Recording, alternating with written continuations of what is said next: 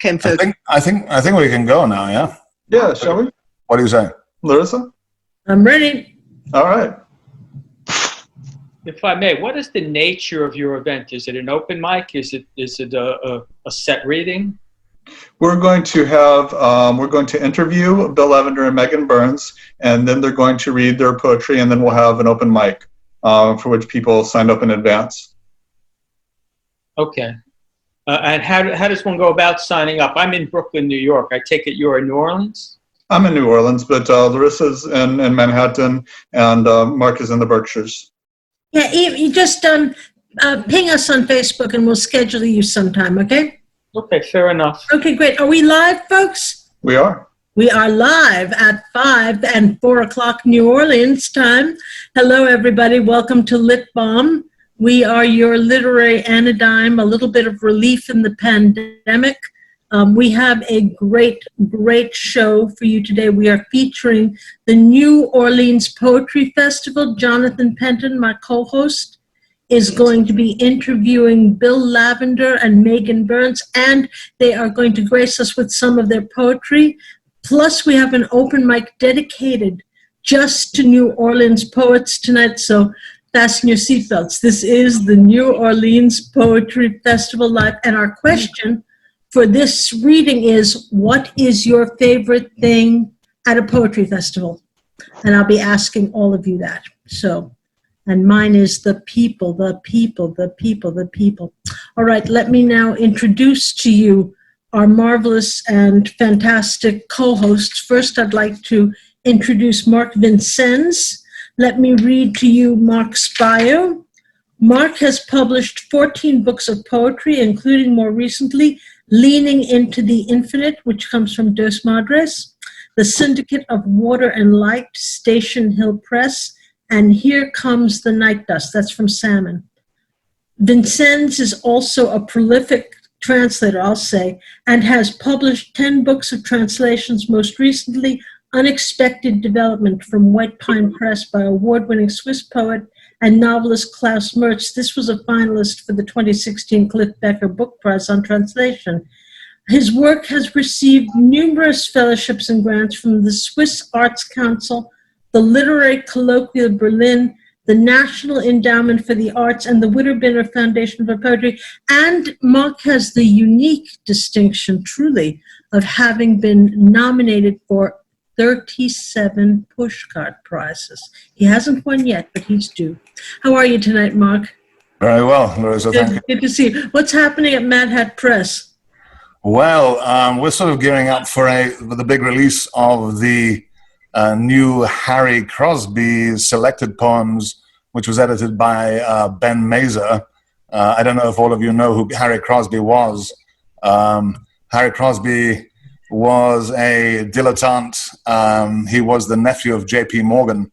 He was a poet, and he ran Black Sun Press in Paris in the late 10s and 1920s, and published such people as Oscar Wilde, Ernest Hemingway, and James Joyce, for example. And he himself was a poet. His early work is fairly juvenile, but before he died, about a year before he died, he had kind of a surge of rather interesting poetry, which was surely influenced by all those around him. Ezra Pound, I think, also for one of his books wrote the introduction. Anyway, Harry Crosby's book is coming out on June 22nd. It'll also be a little bit of a unique release because we're doing both a trade paperback and a limited edition as well. But more on that fairly soon. Oh, fabulous. Mad Hat is publishing a lot, and it's publishing some pretty fantastic poets are getting published by Mad Hat. That's wonderful. Mark, would you give us a poem? Would you give us a poem tonight? I'd love to. Thank you. This one's called Sea Mist, and it comes from my book that in progress called At the Surface. Drawing names, and objects out of nothing, the shadow light in our bones, the promise of music through the hourglass, the light within the light, space, shapes, that falling heart smothered in silence, a bird coasting alone on the wind, waiting for language to arrive. The ruins of the night, torn, tattered, veiled, unveiled, distant Märchen, voices on the far side, blue glances, splintered evergreens, deception, future's heroism in love with words, small hours, ferocious void, instinct, desire, animal rhythm, embrace it, and the other dream full of space, full of noises and sounds, that utterance of liquid flight turning into water. Wonderful. Thank you very much. Splendid. Mark, I love how you sculpt time and space with your work. And I really love, as you say, language has arrived. You said waiting for language to arrive. It has arrived in you. Thank you so very much. So let us know, what is your favorite thing about a poetry festival? Well, I think, of course, the most fun thing about a poetry festival is meeting up and exchanging ideas, thoughts, dreams with other poets, creating together, sometimes, coming up with new ideas. Of course, that's the most amazing thing, but it's wonderful to hear a variety of voices reading, and, everything from, the craziest language experimental work to, the most beautiful lyrical work, Beautiful. Thank you. Thank you so much, Mark. Let's. Thank you. Thank you so much, Mark. All right, I'd like to now introduce Jonathan Penton, who is going to be our moderator for our New Orleans our New Orleans feature today. In 1998, Jonathan Penton founded unlikelystories.org. Since then, he has lent editorial and management assistance to a number of literary and artistic venues such as Mad Hat Inc. and Big Bridge. He has organized literary performances and performed himself in Arkansas, California, Chihuahua, Colorado, Florida, Georgia, Illinois, Louisiana, of course, Massachusetts, New Mexico, New York, North Carolina, Ohio, Oregon, Texas, Washington State, and D.C. His poetry books are Last Chap from Virgin Press, Blood and Salsa and Painting Rust, Unlikely Books, Prosthetic Gods, New Sins Press, and Standards of Sedity from Lit Best Press, and the free e-chat backstories from Argotist. You can download that by going to Argotist and looking for Jonathan's name and backstories. Jonathan, how are you tonight? I'm well. How are you? I'm looking forward to your moderating. I'm looking forward to tonight's feature in the New Orleans Poetry Festival as the star and our wonderful readers. I'm looking forward to that. Tell me something. What's happening at Unlikely Books? So we are going to go ahead, despite the quarantine, and put out 2 books this summer. On July 1st, we're going to put out The Deepest Part of Dark by Anne Elizabeth Pluto. And in time for the Republican Convention, August 26th, I think it is, we're going to put out Political AF, a Rage Collection by Tara Campbell. The Deepest Part of Dark is it's a hefty man. It's a big, beautiful collection of poetry. Lots of stuff about grief, lots of stuff about survival. Really, really beautiful book. And Political AF, I think you can probably guess what that's about. A lovely feminist collection of both prose and poetry.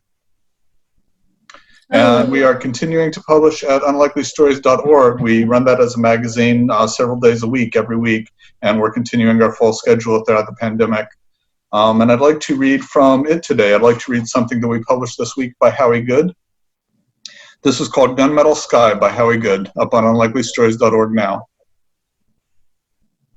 Dying on your birthday would be the ultimate irony, so we'll avoid street corner gatherings, malls, Purim parties, even poetry that sounds like it was written by someone who would lick a toilet seat on a bet. In fact, we won't be going anywhere for a while, now that a microsecond can last forever if the destroying angel, lurid teeth bared, thrusts its face perilously close to yours. There aren't enough police to patrol the city, or enough soldiers to defend it, or enough doctors and nurses to heal the sick. The angel goes raging across the gunmetal sky, and, beep-bop-a-lulu, an inmate hangs himself in his cell with an extension cord, and a 3-year-old drowns at the edge of the sea, and a dump truck packed with corpses backs up to a burial trench. What I had assumed last night was the crackle of firecrackers may have been a gun going off. Don't go back to sleep.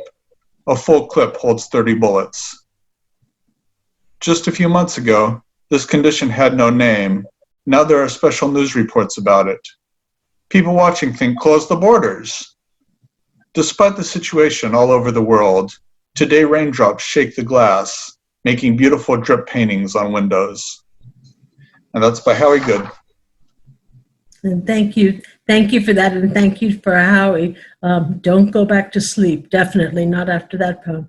So Jonathan, what is your favorite thing about a poetry festival?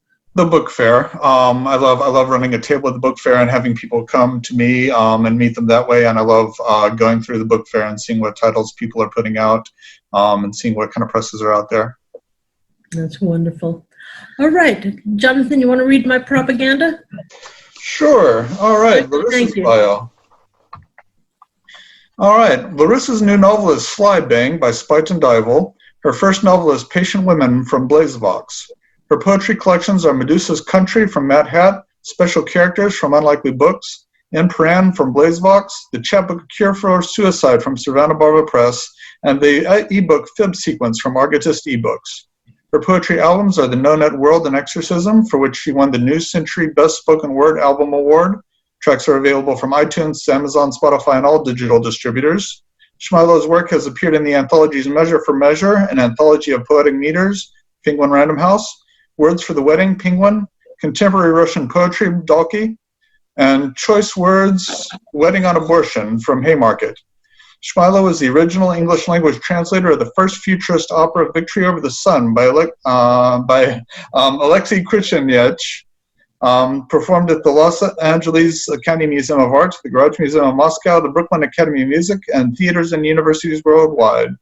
Shmilo also edited the anthology 21st Century Russian Poetry from Big Bitch Press and has been a translator on the Russian Bible for the Eugene A. Nida Institute for Biblical Scholarship of the American Bible Society.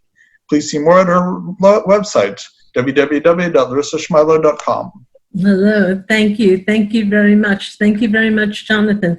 In the spirit of a poetry festival and in the spirit of my roots in spoken word, I'd like to read a spoken word poem for you guys tonight. This is called The No Net World. Deep in your heart, you always believed there was a barrier, a secret shield, keeping you safe from the street. Secretly, you knew your good shoes and your warm-lined gloves kept you apart and safe from the man with the cup in his hand, and the boy with the cardboard sign, and the woman with the bloated legs, and the girls with the begging eyes, from the weathered madwomen railing at God in the shadows at the ashcan fires, from the need to ask, no choices left, Mister, can you please? What did you from the cushioned world of buffers, alternatives, other ways to turn, of loans from family friends, of credit cards and healthy children, of grocers who smiled because they knew how well you ate? Secretly you knew, so surely you believed, you could never fall so low. Welcome to the no-net world. Then I got fired one day, lost my job and then my house. I got fired one day. Now your debts mount up like garbage and a layoff's coming soon and you have to see a doctor and insurance just pays half and your folks who lent you money just can't help you anymore and the loans are coming due. Still, the force field is there in the lining of the gloves, in the good if now you shoes. You will never stand like that goddamn bum holding the door at the bank, too tired to whore or steal, saying, please, ma'am, please, ma'am, please. You would never see hunger on the face of your child. When she came home from school, there would always be apples and rice and chicken and beans, milk and carrots and peas. Now there's 2 days left till payday and just one last can of corn. And she's home, laughing, hungry. Hi, I'm home, Mom. What's for lunch?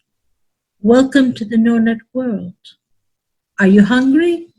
Good.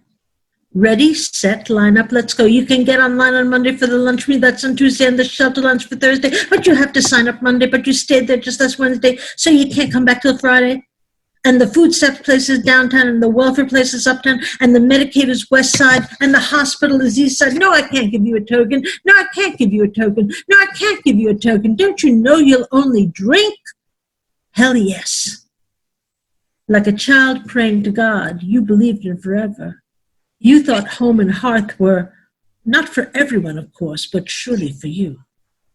Only in the nightmares, rare unremembered dreams, did you stand by the door of the bank saying, "Yes, ma'am. God bless you, ma'am. Please, don't get sick. Don't let anyone you love get sick.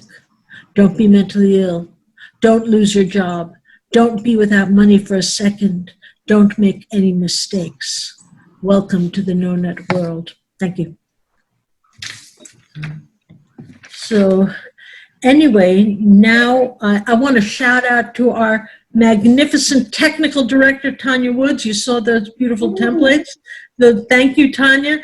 Tanya, for keeping us safe in this space, and for all the amazing things she does. Our technical director is the brilliant Tanya Woods, and thank you very much.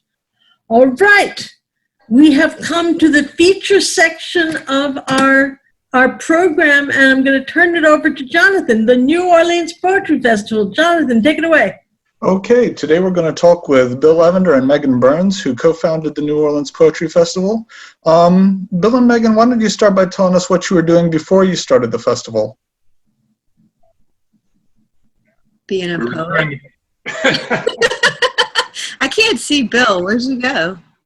Oh, there you go. See me? I can see you now. Okay. We were thinking about why it was New Orleans didn't have a poetry festival and all these other places had one. Mm-hmm. So we decided to remedy that. It was because Bill made me go to AWP for the first time ever. Uh-huh. What happened there? Oh, I realized it wasn't for poets. they were they were enjoying our profits, but it wasn't really built for poets. So we thought it would be cool to build something for poets by poets. What let's get a little background real quick. Tell us about your presses.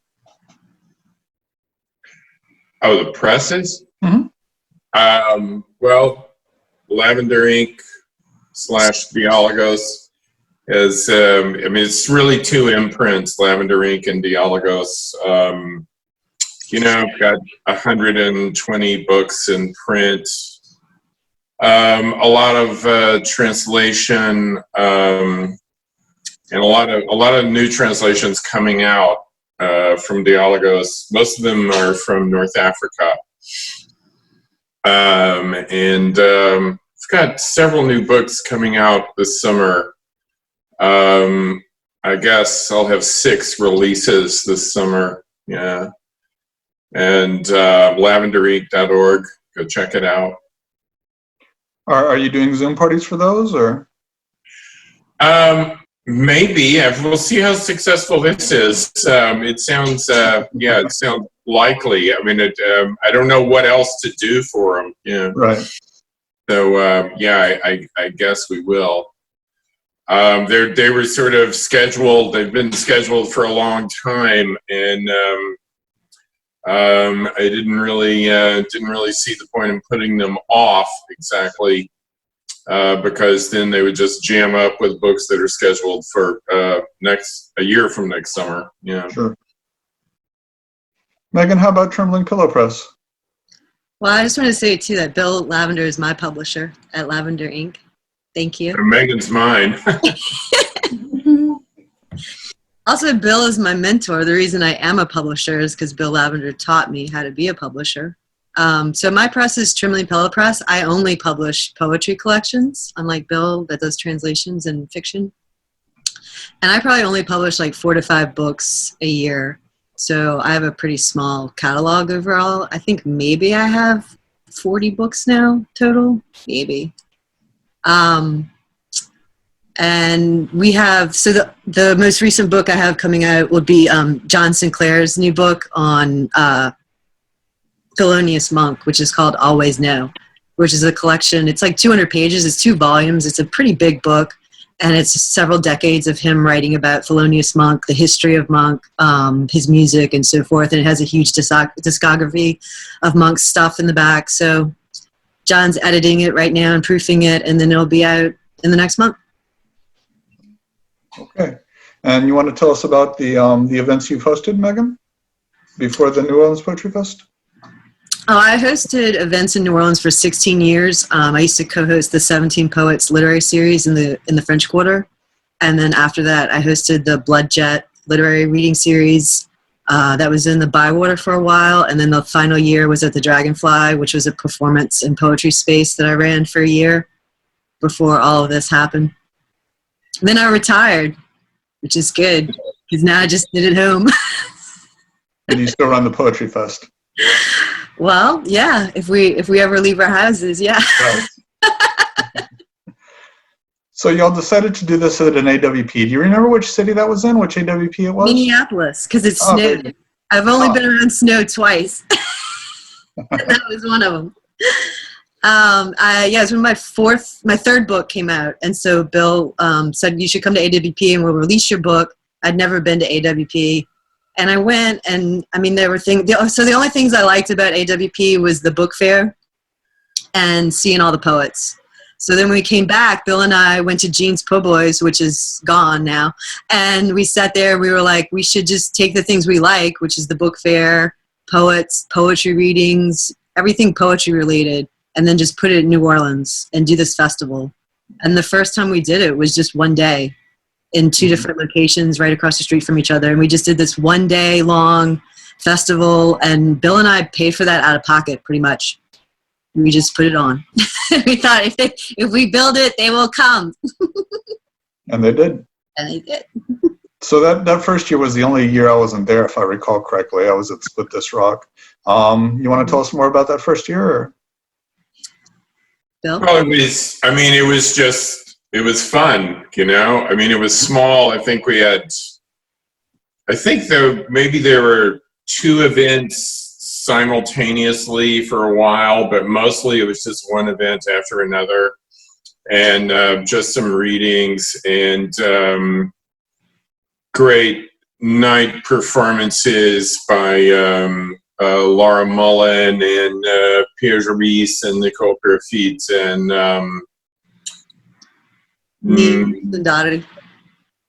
Nee, right? Oh yeah, that's right, Nee or Sundare. And, you know, so it was great. And so we decided, okay, next year we'll try to expand. And then we went venue hunting, and we were lucky enough to find the New Orleans Healing Center. And they were interested in doing it and hosting it, and we could afford it, which was very important. Yeah. So we've tried to stay away, as it's grown, we've tried to stay away from like trying to rent bigger venues like hotels, which are incredibly expensive. And also we've just decided we don't like that sort of atmosphere. So the Healing Center is a little bit funky, and just big enough for what we do, and I think we're going to try to keep it about that size. You know, it's something somewhere around 200 participants, about 40 book fair tables, and that was what it was going to be this year, and hopefully will be next year, as when when we had to cancel, what we elected to do is just to tell everyone, we're just going to leave the structure in place, and we'll just have it next year instead of this year. And all the participants were incredibly accommodating there, and pretty much everyone said, "Yeah, let's do that." I think we had about 2 people complain about it, which is really kind of remarkable. So it's just kind of, the structure is just simply sitting there in place, waiting for next year now. And we're 4 days now. We're a 4-day poetry fest now. And one of our features is we're not university affiliated. We don't have any corporate sponsorship.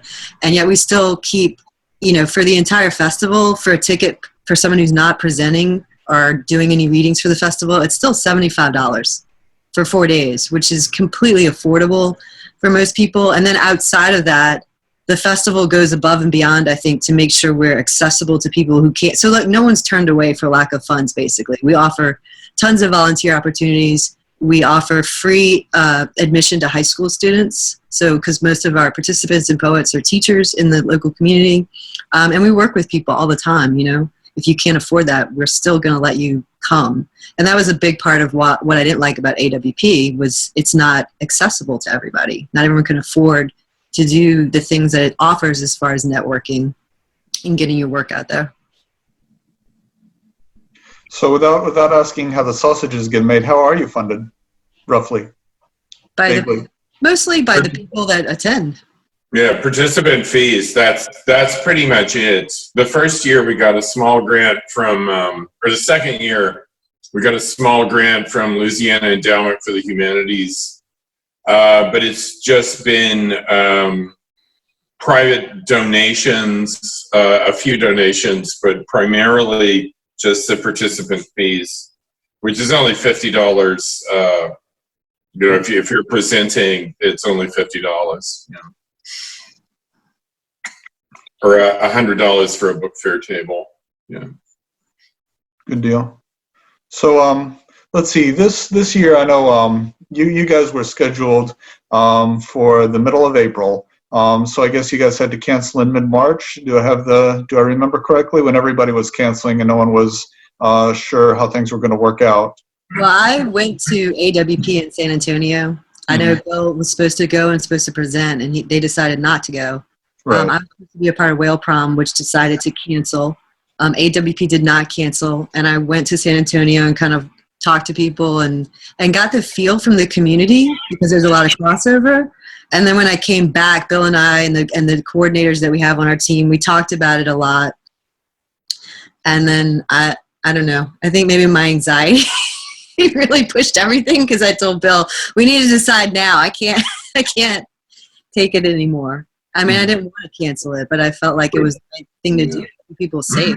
We held out for a long time. We were going to try to do it, but I mean, it became by mid-March. It was apparent that everything was canceling. I mean, they canceled Jazz Fest. The city was canceling. I mean, the city would not have let us put it on. Right. So it was. We hung in there for as long as we could, but we had to cancel it in the end. Yeah. So you say you're trying to keep it at 200 people? Roughly, yeah. I mean, let's just say we're not concerned about it not being any bigger than that. Okay, I mean, we're not necessarily trying to grow it any bigger than that. I see. Yeah. I think the third year was our biggest year where we had closer to 300 people and we had 5 rooms running at one time. And that was the year I think we had the biggest growth spurt and we thought, yeah, we can take it on, we can do all this. And it was just a lot. We're volunteer run and we're, Bill and I are doing a bulk of the work and we all have full-time jobs. I'm a single mom with 3 kids, we just have a lot on our plates. And so I think we were like, for year 4, we were definitely like, let's cut it down a little bit. Let's try to not be so big. And year 4 was really this perfect size.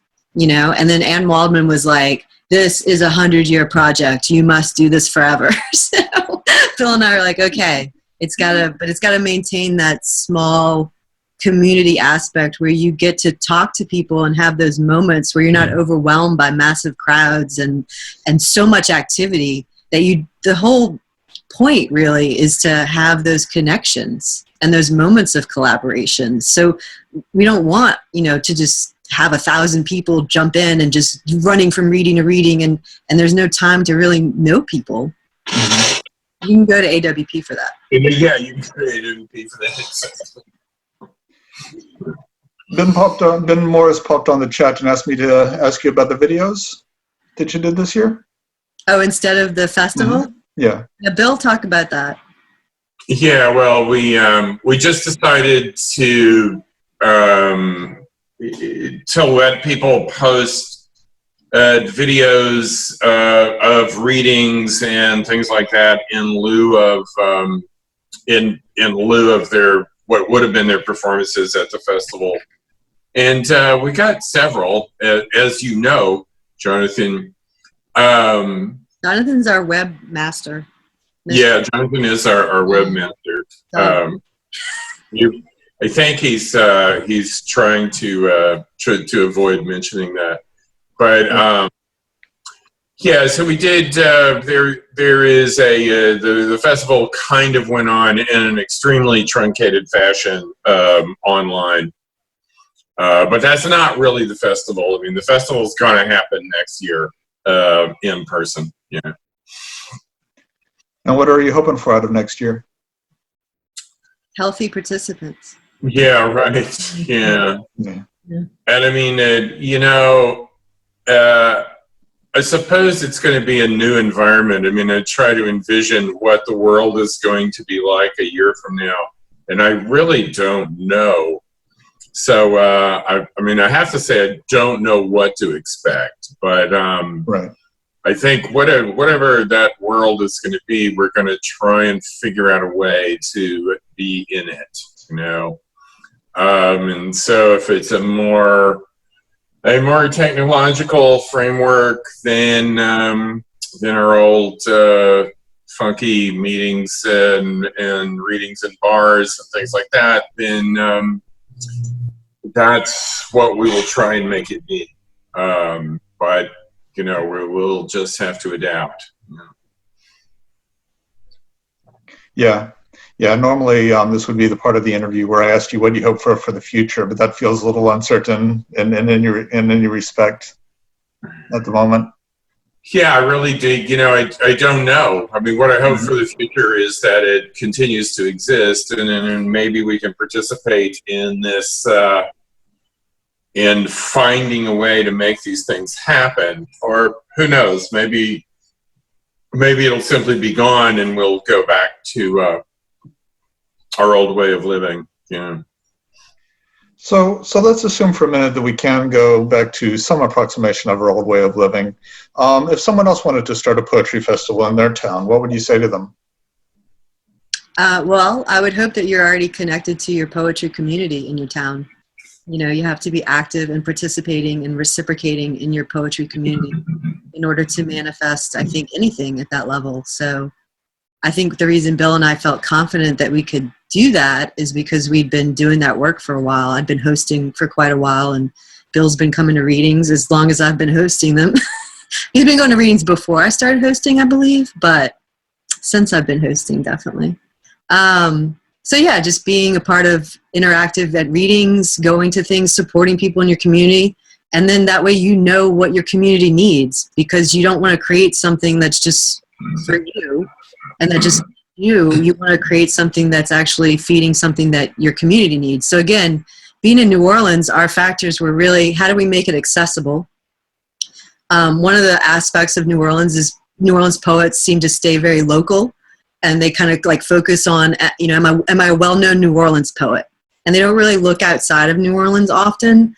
And so we were really trying to bring people in here so that New Orleanians would get the exposure to them, but also so that we could feature New Orleans poets. And people come and they say that every year in the question and answer we give out afterwards, like, what did you like about the experience? They're always like, oh, I wanted to hear New Orleans poets. You know, I wanted to meet New Orleans poets. And so that was one of the needs that we knew had to be met, was being able to feature a lot of New Orleans poets, because that would help our community, and that's what people wanted. And also, I mean, it kind of goes hand in hand with that, but we also wanted to kind of expand the New Orleans scene and, you know, bring in people from out of town so that, I don't know, so that we would kind of publicize it and, you know, let our scene be known around the country and the world. And also just to kind of, you know, enliven it with new blood and you know, kind of diverse voices. And I mean, it's been really, really successful in that regard. You know, we've had a lot of people come in from, well, every state in the union, lots of different countries. I mean, we definitely thought too, yeah, I mean, again, thinking about what your community needs and what you can offer, with Bill having a translation press, we knew by the third year that an International Poetics Night was going to be a standard, because it gave New Orleanians an opportunity to hear languages other than English, to meet poets from other countries, which again, in the United States, we can get very myopic and only read English speakers and English poets. Right. But we had, you know, Bill having that legwork. It's like, yeah, let's use that to our advantage. Let's create something out of what we also know best. So I'd say go to what your strengths are and bring those to the forefront if you're going to create a poetry festival. What's your strength you're passionate about that you want to share with people? Very good. All right, Megan, what's your favorite part of the New Orleans Poetry Festival? I like being immersed in poetry and not having to do anything else for 4 days straight and not sleeping. It actually works really well for me. I run all the rooms, I do all the tech on the rooms, and I do most of the coordinating of the schedule, which I know Bill loves, but I have ADD really badly, so it's very helpful for my brain to be just constantly activated by something that's, you know, that I'm passionate about, and to do that for 4 days straight where I don't have to be anything else but in that kind of my manic poetry world is like a dream for me. Yeah. Yeah, me too. You know, I think that really is the great thing, just to be immersed in the whole thing. And I don't know that I have any favorite events, but I mean, what's probably the most fun to sort of lay out and design is like the big feature night, and we close it out with bands and stuff like that. And that is usually, I mean, it's sort of the climax of the festival, and after it, you really don't want to get up the next day. You know, it's it's pretty great. Bill doesn't want to get up because he performs with his band at like 2 in the morning or something crazy. Yeah, right. Yeah, it's pretty late. I mean, I have highlights, definitely. Like, I went to Naropa University to get my MFA. I met Ann Waldman in 2004. She came to New Orleans to read for us. And she said, you know, you should come to Naropa to do your MFA. That's where you should be because you're so performative. And then, you know, a few years later, for her to be emailing me and saying, like, I want to come perform at your festival, and I get to get on stage and, like, introduce Ann Waldman at a festival that I put together is huge. That was amazing. That was great. That's just a personal thing for me. Cool. Would you care to read a couple of poems? You want to start, Megan, or? Sure. Do you want me to read 1 or 2? 2. 2? Okay. So I was going to read new stuff that I've been writing since I'm trapped at home. This is called Wing Split. Were we not at war, I would have noticed more. Maybe if we were not, pistol in hand, firing blindly, the body made for endurance gravitates towards cruelty. Estranged means tied to the trunks of the palms till you fly. Saint Corona. She who shall split loss with belief, don't cry. It hollows a woman. She is strung between the bending till she blooms, sacred. A person can love you into sickness. Think beauty concedes. The most perfect pinup is a girl easily necked so a yoking less bothers. The camera is a clicking capture, a plenty, nothing. Caught a slim response. I want to learn to not miss terrible things. Even a clawed animal can lose its grip. What I took from death was mine to cling, the brightness cracks apart. And was that a fair trade for love? To lose time, I will always ask, whose fault was it? The city itself could not hold, and we did not, and even the line of the poem left us wanting. Even the sound of his face, confidential, pressed against mine in the days before exposure. I never dreamed we would say we were afraid to lose before I reached you. I was afraid love was beyond my touch. My animal body was made to hold fear, but tender. This trade between us soft. I think a slow treading is what doubts. Part of belief is understanding. Tell me a story of how we make it to the other side, to the rest of our lives, to the world inside chaos. Hold me and listen. One more song. Then we leave, he says. We had nothing but time on repeat between us.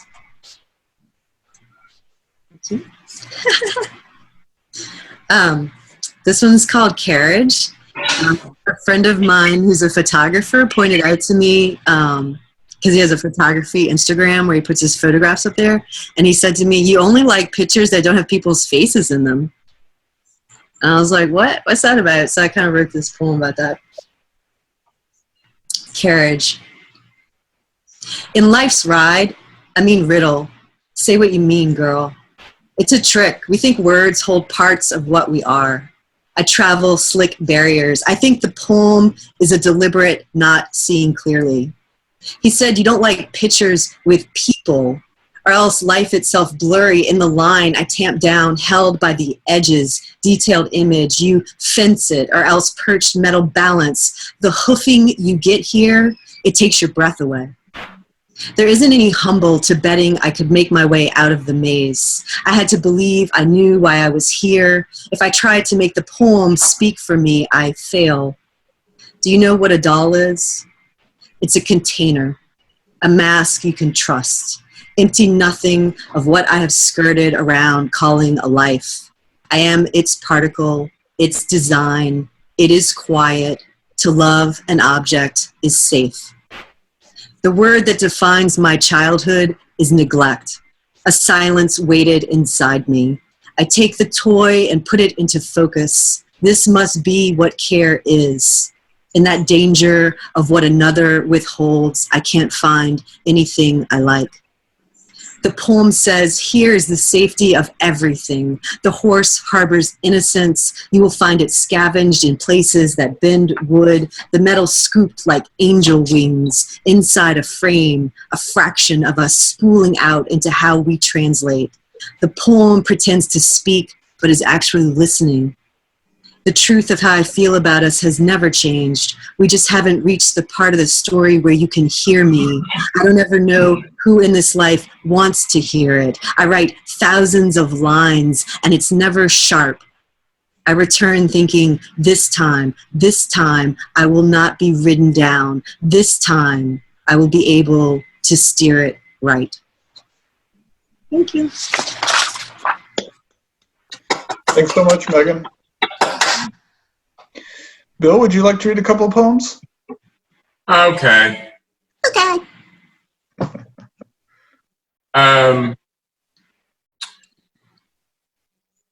Here's one, because I never like to read a poem twice. Here's one I dug up from my archive.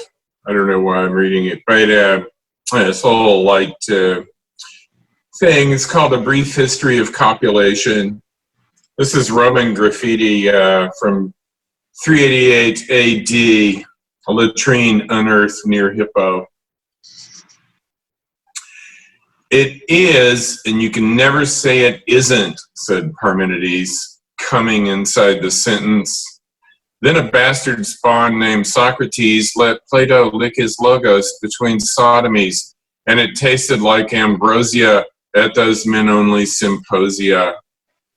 Next, a boy found floating in the grasses became a playmate for a princess. Sweetly she caressed his vine as training for his concubines. One day he was playing in a bush, mistaken for his stepmom's tush, and heard the big boy boom, "I am that I am, and I know a game we can play with a ram." Prurient interest in this sort of story led some to seek the whole of glory, and one, he was just an average John, mind a bit addled from wandering Zion, mixed them together into a stew and pretended it was completely new. In the beginning was, he said, old Plato's log, what yummy head. And there you have it, a history of the word in the excretion of a turd. This is my sonnet.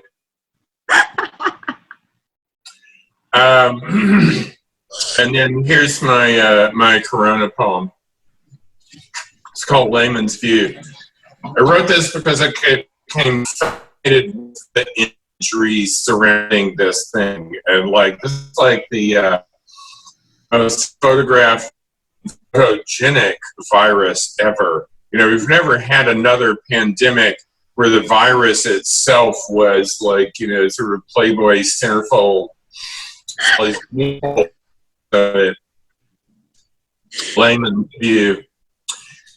They're violet and red, pink, yellow, orange, vermilion, and deep green, not large enough to be visible except through the complex interventions of electron microscopy, yet their images appear on world maps and city maps, faces large as movie stars, spherical like little planets covered with strange growths, clearly defined CGI'd wartish efflorescent tubers, tall mushrooms capped with suckers, cups that attach squid-like to a doorknob or an elevator button or a sleeve or a coffee cup or a reusable recycled plastic bag, and stay there alive and virulent and resolute for days when they can nestle into your fingerprint and cling despite the 20-second torrents and incessant alcohol scrubbings until they can find a way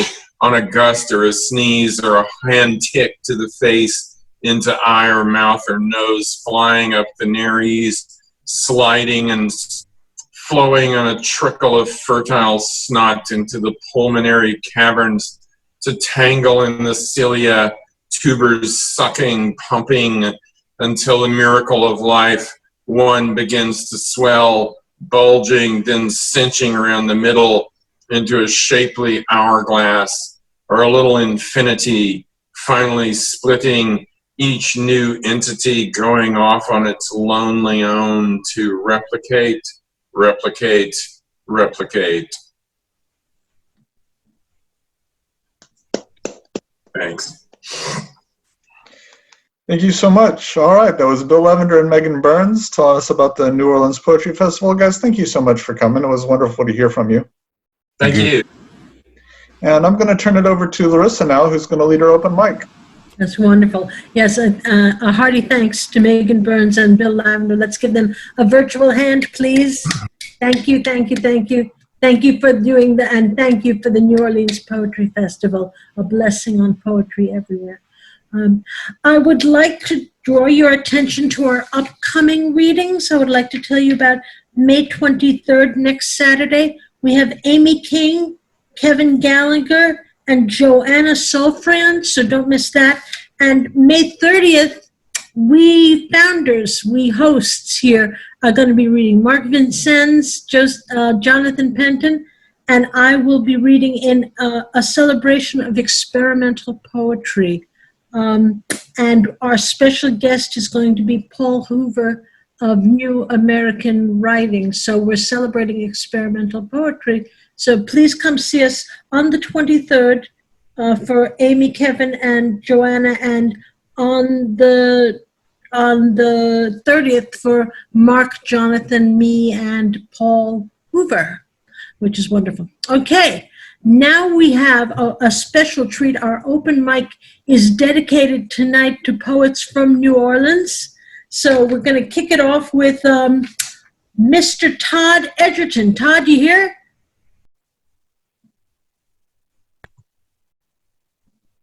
Todd? Yes, I'm here. Am I There you unmuted now? go. Awesome. There you go. Okay. Well, I have to. I didn't realize it was for poets from New Orleans. New Orleans. I lived in New Orleans for several years, and that's how I know Bill and Megan. And I love New Orleans. It's always Close enough. Close second enough. home to me. So yeah, and I have to testify to the fest. It's just an amazing experience, and so any poet who hasn't gone must go. It's so sincere, and it really is like poets just sharing poetry and loving poetry and real community, and not hierarchical, who are the important people I have to talk to bullshit like AWP. So I do love it.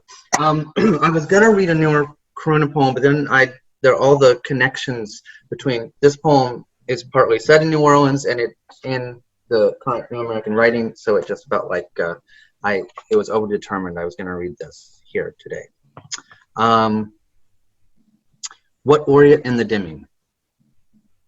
If the light, if the air, if March is not enough, March or April in New Orleans, once home, streets resonant. One busker on bourbon, belting Puccini arias a cappella, in this hour of dolor, why, oh Lord. And another on charters, a sultry Sam Cooke with guitar. Then I go to my brother and I say, brother, please. The conquistador colors of the French Quarter crawling toward the river, the vining iron twisting onto this strip of domain, all yours just now. No gaudy tourists jangling around, no cameras, just your senses breathing out to bring in what expands your chest, what pitches your skin. It's as if people still lived in the quarter, or are we in the new world definitively too late? Can we still gather ourselves into another life altogether? Could we take our count differently than opportunities and opposition, the benched and the barred? Could we translate our morphologies into 1,000 new forms, survey the world otherwise than man sick and his mirror matter? Will our hands relinquish white-knuckled might, unknot, hawker, and hooked? Might the hot points that line up to circle our necks cool elsewise than down to diamond chokers and the choked off? If the possibility itself will not suffice, its shadow leaves you ensanguined as an idea of thought. How could it? How could it be different? Then what? Thank you so much. Thank you so much, Todd. Thank you very much. What's your favorite thing about a poetry festival? My favorite thing about the New Orleans Poetry Festival is just that environment that I described. That everyone's just there to share poetry and to actually communicate and to have actual connection. That's wonderful. Thank you so very much for your poem today. Thank you for being on our mic today. All right, next we're going to unmute and hear from Jane Spoken Word. Jane Spoken Word, present please. We just need a second to unmute her.